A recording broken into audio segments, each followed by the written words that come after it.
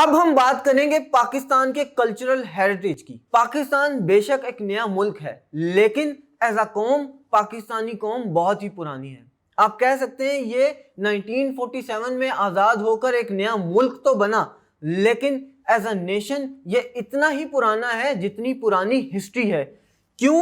کیونکہ لوگ تو اس جگہ پر آباد تھے نا، جیسے انڈس ویلی سیویلائزیشن ہے، ہڑپا ہے اور گندھارا کی تہذیب ہے۔ یہاں کے لوگ یہاں پر آباد تھے اور اس وقت نالج اور لرننگ ایبلٹی میں یہ لوگ ان میچ تھے، ان کا کوئی بھی مقابلہ نہ کر سکتا تھا۔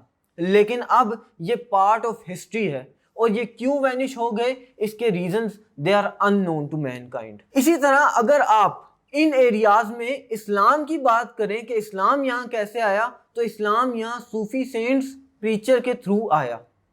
صوفی سینٹس اور پریچرز نے یہاں پر پیس مشنری کے بطور کام کیا اور اسلام کو پھیلایا۔ اسی طرح 712 AD میں محمد بن قاسم نے یہاں سندھ کے ایریا کو فتح کیا اور وہ یہاں پر کانکر ہو کے اپنی حکومت بنانے لگا۔ کچھ ہی عرصے میں اس نے کافی زیادہ ایکسٹینسو ایریا کو کور کر لیا اور وہاں پر اپنی حکومت بنائی۔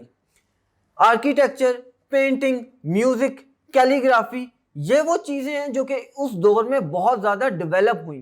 محمد بن قاسم کے دور میں یا مسلمانوں کے اس گلوریس پاس میں ان چیزوں نے بہت زیادہ فلرش کیا، اور اسی گلوریس پاس کو ہم آج پاکستان کی تہذیب اور پاکستان کا ثقافت کہتے ہیں۔